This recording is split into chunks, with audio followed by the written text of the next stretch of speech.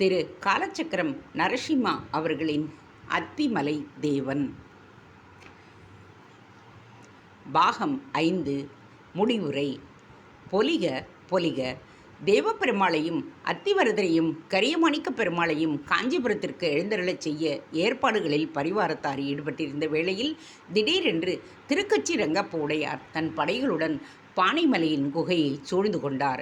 பெருமாளின் மூர்த்தங்கள் உடையார்பாளையத்திற்கு உரிமையானது, அவற்றை தர முடியாது என்று போருக்கு வர வீரராமனின் வீரத்திற்கு மற்றொரு விருந்து கிடைத்தது. ஒருவாறாக உடையாரை அடக்கி அவரது மார்பில் தன் வாளை வைக்க ஆத்தான்ஜியர் குறுக்கிட்டார். வேண்டாம் வீரராமா, இத்தனை காலம் நமது தேவ பெருமாளை பத்திரமாக பாதுகாத்து கொண்டிருந்தவர் பெருமாளை பிரியப் போகின்றோமே என்கின்ற வருத்தத்தில் நம்முடன் மோதுகிறார். அவரை மன்னித்து விடு. ஜீயர் கூற உடையார் கண்கலங்க ஜீயரை பணிந்தார். உண்மை சுவாமி, தேவ பெருமாளை எப்படி நான் விட்டு பிரிந்திருப்பேன்? அவருடன் ஒன்றி பழகிவிட்டேன். எனது கோரிக்கை ஒன்றை தாங்கள்தான் நிறைவேற்ற வேண்டும். ஜீயரை நோக்கி இறைஞ்சினார் உடையார். என்ன அது உடையார் அவர்களே? ஆத்தான்ஜியர் கேட்டார். தேவப்பெருமாளைத்தான் நீங்கள் எடுத்துச் செல்கிறீர்கள். கரியமாணிக்க பெருமாளையாவது எனக்கு தாருங்கள். நான் இங்கே அவனுக்கு ஆலயம் எழுப்பி அவனை தேவப்பெருமாளாக தொழுகின்றேன். கரியமாணிக்க பெருமாளை உங்களுக்கு தருகிறேன். நீங்கள் ஆலயம் கட்டி அவனை கொண்டாடுகள் என்றார் ஆத்தான்ஜியர்.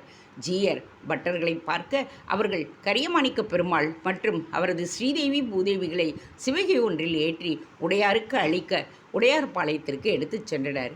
கிபி 550 சிம்மவர்மனின் ஆட்சியில் அத்திமலையை விட்டு வெளியேறிய அத்திவரதர் கிபி 1710 மீண்டும் தன் இருப்பிடத்திற்கு திரும்புகிறார். எனவே அவரது வருகையை கோலாகலமாக கொண்டாட வேண்டும் என்று பரிஜனத்தார் ஏகோபித்த குரலில் கூற ஆத்தான்ஜியரும் தலையசைத்த போதுதான் அங்கே பிரசன்னமானார் ராஜா தோடர்மால். அத்திவரதரையும் தேவப்பெருமாளையும் தரிசனம் செய்துவிட்டு அனைவரோடு தன் மகிழ்ச்சியை பகிர்ந்து கொண்டிருந்த பொழுதுதான் வீரராமா அத்திவரதரின் வருகையை மிகவும் கோலாகலமாக கொண்டாடப் போவதை தன் தந்தையிடம் கூறினார். அவசியம்தானா என்று யோசித்து பாருங்கள், ராஜா தோடர்மால் கூற அனைவரும் வியப்புடன் அவரை நோக்கினர். மன்னர் ஆட்சியில் அவரை பாதுகாக்க முடியவில்லை. இப்பொழுது கலியின் கோர ஆட்டத்தில் தெய்வ நம்பிக்கைகளை நசித்து வரும் வேளையில் இந்த மாதிரி பொக்கிஷங்களை பிரபல்யப்படுத்தி அதற்கு ஆபத்தை உண்டாக்குவானேன்? அரசியல் காரணங்களுக்காகத்தானே அத்திமலை தேவன் நமது கையை விட்டு நழுவி சென்றான். இனி அவனை பத்திரமாக பாதுகாப்போம். அவனது பெருமைகளை அன்றாடம் பேச தேவையில்லை. எப்போது அவன் நாட்டுக்கு தேவைப்படுகின்றானோ அப்பொழுது அவனை வெளியே எடுத்து ஆராதிப்போம். மற்ற சமயங்களில் அவனை ஏகாந்தத்தில் விட்டுவிடுவோம். அவனும் 1200 ஆண்டுகளாக ஏகாந்தத்தில் தானே கிடக்கின்றான்.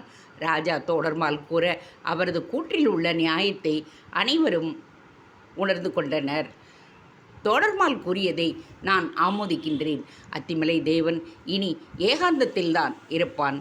40 வருடங்களுக்கு ஒருமுறை அவனை வெளியே எடுத்து ஆராதிப்போம். 1000 பிறைகள் என்றால் 80 வருடங்கள்.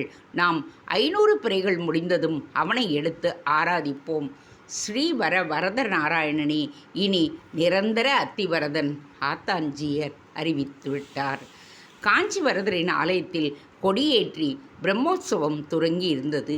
ஆத்தான்ஜியரும் மற்ற அதிகாரிகளும் பிரதிஷ்டை செய்திருந்த புதிய தேவ பெருமாளுக்கு காப்பு கட்டி கொடியேற்றி இருந்தார்கள். உற்சவத்தின் 2ஆம் நாள் வைபத்தின் போது வீதி புறப்பாடு செய்வதற்காக புதிய வரதர் புறப்பட்ட பொழுது ஒரு கொடியேந்திய வீரன் ஆலயத்திற்குள் பிரவேசித்தான். 22 வருடங்களுக்கு முன்பாக புறப்பட்டு சென்ற தேவ பெருமாளை மீண்டும் வந்து கொண்டிருக்கிறார். அந்த குதிரை வீரன் கூறியதுதான் தாமதம். எங்கும் பேரானந்த கூச்சல். ஒருவரை ஒருவர் கட்டிக்கொண்டு கதறத் துவங்க புதிய வாரதரை அவசரமாக கண்ணாடி அறைக்குள் எழுந்தருளச் செய்தனர். தேவப்பெருமாள் வருகிறார் என்று எங்கும் ஒரே பேச்சு, குதூகலம். வீதிகளில் பெண்கள் தண்ணீரை இறைத்து கோலம் போட ஆண்கள் அவசர அவசரமாக மாவிலையை பறித்து தோரணம் கட்டினர். இரவு 11 மணி அளவில் காஞ்சிக்குள் நுழைந்தார் தேவ பெருமாள். தன் கோயிலை நோக்கி ராஜ நடை போட்டு கொண்டு வந்தார். மக்கள் ஆனந்த கண்ணீருடன் அவரை வரவேற்க ஆத்தான்ஜியர் பூரண கும்பத்துடன் சிவகியுள் நோக்கினார். ஜீயர் அதிர்ச்சியில் அப்படியே உறைந்து போய் நின்றுவிட்டார். தேவப்பெருமாள் சிவிகையில் புன்னகைத்தபடியே இருக்க அவன் எதிரே 2 பூதேவிகள் ஸ்ரீதேவி இடக்கையில் தாமரையுடன் வலதுபுறத்தில் நிற்பாள்.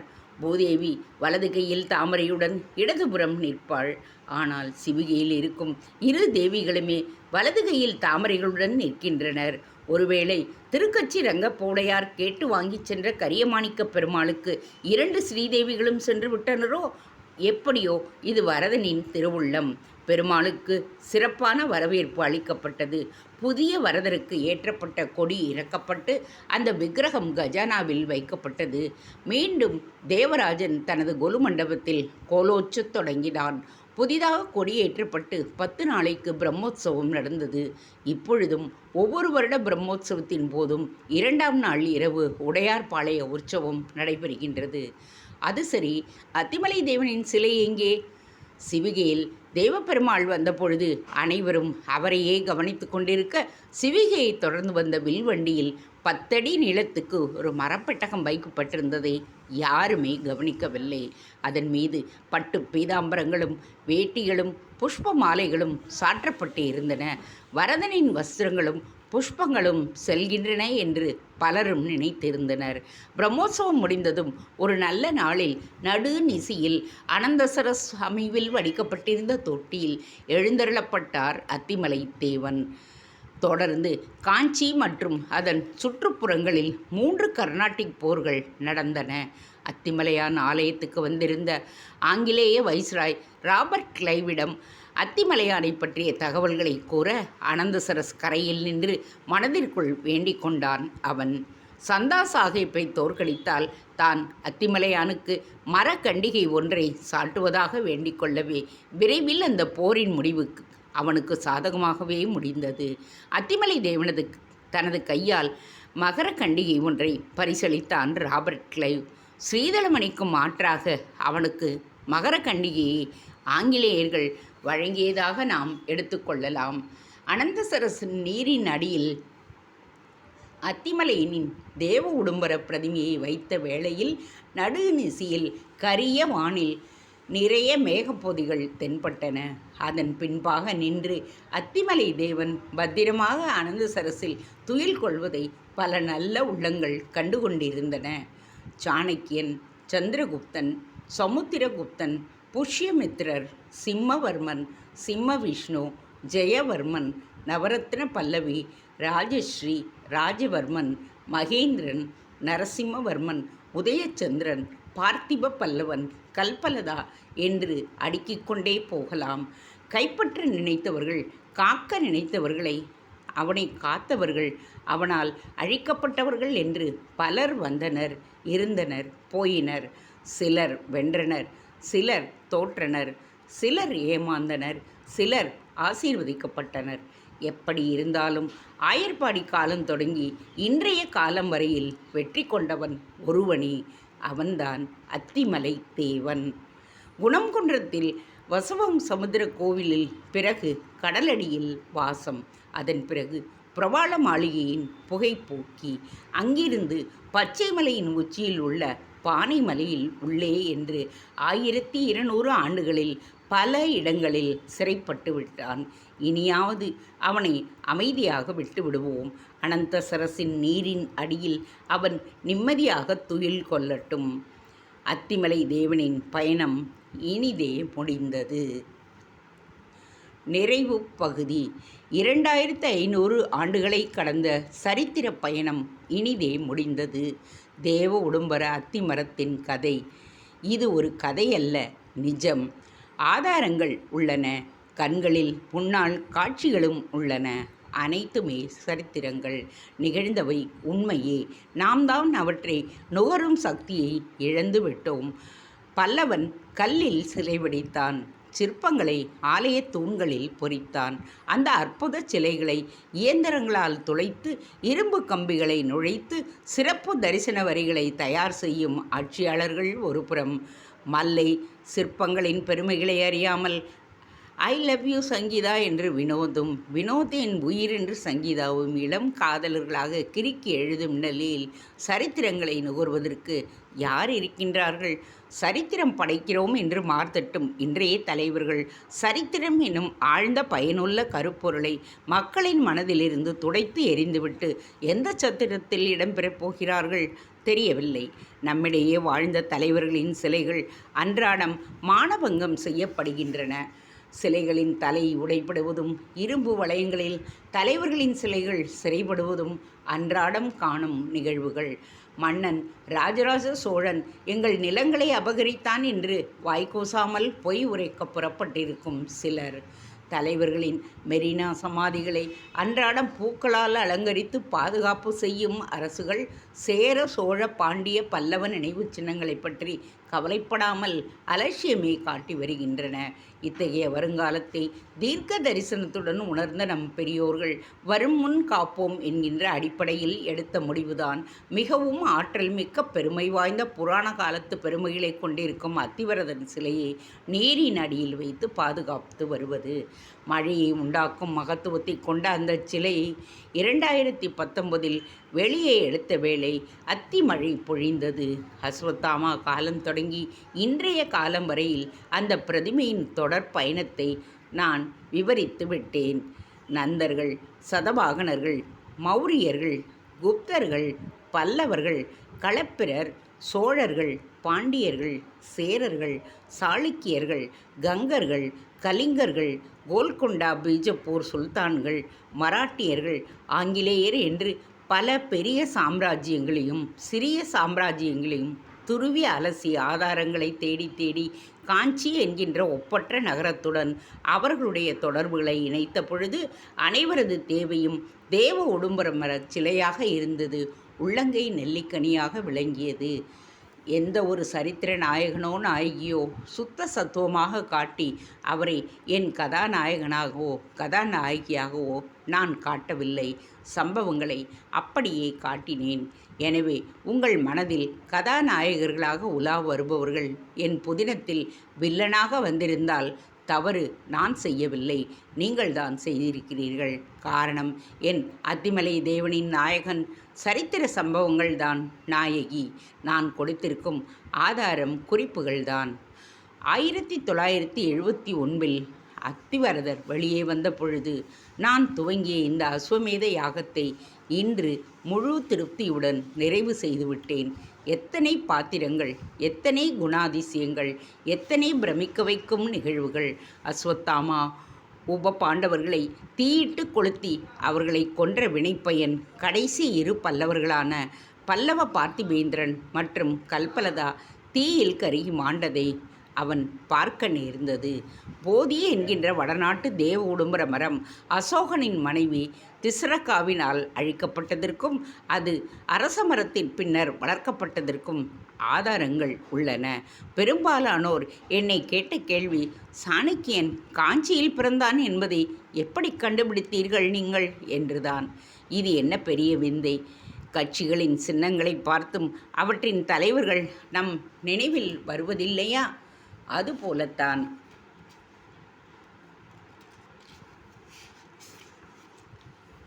சாணக்கியனின் திறமைகளுடன் ஒரு சிறுவன் அத்தியூர் வேகவதி ஆற்றங்கரையில் உள்ள விஷ்ணு காஞ்சியில் வசித்திருக்கின்றான். அவனது பெயர்தான் விஷ்ணுகுப்தன். அவனது தந்தையும் தாயும் குருகுலம் நடத்தியவர்கள். தான் ஒரு சாம்ராஜ்யத்தை உருவாக்க வேண்டுமென்று கனவு கண்டவன். கௌடில்யன், சாணக்கியன் போன்ற பெயர்கள் அவன் புகழ்பெற்ற பிறகு வழங்கப்பட்ட பெயர்கள்தான்.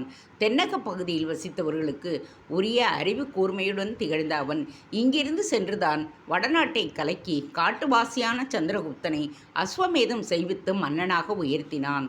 அவன் செய்த தவறு தெற்கே உள்ள தேவ உடும்பர சிலையை பற்றி வடநாட்டு மன்னர்களுக்கு எடுத்து உரைத்ததுதான். அதனால்தான் அசோகர், சமுத்திரகுப்தர், புலிகேசி ஆகிய வடபுல மன்னர்களின் கவனம் காஞ்சியின் மீது வந்தது. அதற்கு முன் இருந்த தமிழ் இலக்கியங்கள் எல்லாம் திருமால், சிவன், தேவியை பற்றி தான் பேசிக்கொண்டிருந்தன.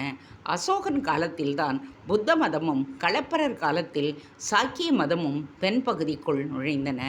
அசோகர், ஹர்ஷர், புலிகேசி ஆகியோரின் குணங்களை நம் சரித்திரம் வேறு மாதிரியாகத்தான் போதித்தது. நமது சரித்திர தலைவர்களைப் பற்றி மொத்தமாக 10 மதிப்பெண்களின் வினா அல்லது 5 மதிப்பெண்களின் வினா அளவில்தான் கேள்விகள் கேட்கப்பட்டு அதற்கு தேவையான பாடங்களை மட்டுமே மாணவர்களுக்கு போதிக்கின்றனர். அசோகர் மற்றும் ஹர்ஷரின் சரித்திரத்தை ஆழமாக துருவி ஆய்வு செய்தபொழுது எனக்கு கிடைத்தது பெரிய அதிர்ச்சி. பெண்ணாசைமிக்க அசோகர் கலிங்கத்தில் கோர தாண்டவம் ஆடியிருக்கிறார். அசோகர் மரம் நட்டார் என்றுதான் நாம் படித்திருக்கின்றேன். தனது பெண் ஆசையால் போதிமரம் அழிவதற்கே அவர் காரணமாக இருந்தார் என்பதை பின்னர் தான் அறிந்து கொண்டேன். புலிகேசி மாவீரன் அவன் பெயரை கேவலமாக சித்தரித்திருக்கும் தமிழ்ப்பட உலகிற்கு என்னுடைய கண்டனங்கள். எத்தனையோ கதாபாத்திரங்கள் நமது அத்திமலை தேவன் புதினத்தில் உலாவினாலும் நம்மால் மறக்க முடியாத பாத்திரங்கள் இவை. முதல் பாகத்தில் சாணக்கியன், சந்திரகுப்தன், அவன் மனைவி துர்தரா மற்றும் புஷ்யமித்ரா. இரண்டாவது பாகத்தில் கரிகாலன், இளந்திரையன், சமுத்திரகுப்தன். மூன்றாம் பாகத்தில் ஜெயவர்மன், ராஜவர்மன், ராஜஸ்ரீ, பிரக்ஞதாரா. நான்காவது பாகத்தில் உதயச்சந்திரன் என்று வாசகர்கள் தங்களது தேர்வினை எனக்கு தெரிவித்தார்கள். பல்லவத்தில் யாரும் இவ்வளவு ஆழமாக பயணித்ததில்லை என்று அனைவருமே ஒருமனதாக கூறினார்கள். நான் வழங்கிய ஆதார குறிப்புகளையே தனி புத்தகமாக போட வேண்டும் என்று பலரும் யோசனை கூறினார்கள். சம்பவங்கள் தொய்வில்லாமல் தொடர்ந்து தந்திருக்கின்றீர்கள். சரித்திர கதை என்றாலே தனி நபரின் துதி, இயற்கை வர்ணனை, மன்னனின் வீரத்தை போற்றுவது, போர் வர்ணனைகள், கதாநாயகனின் மேனியை இயற்கையும் ஒப்பிடுவது என்று பக்கங்களை நினைப்பவர்களின் இடையே மேலே மேலே சரித்திர சம்பவங்களை மட்டுமே அடுக்கிக் கொண்டு கதையை உருவாக்கியுள்ள விதம் எங்களை மிகவும் கவர்ந்திருக்கிறது என்று பலரும் கூறினர்.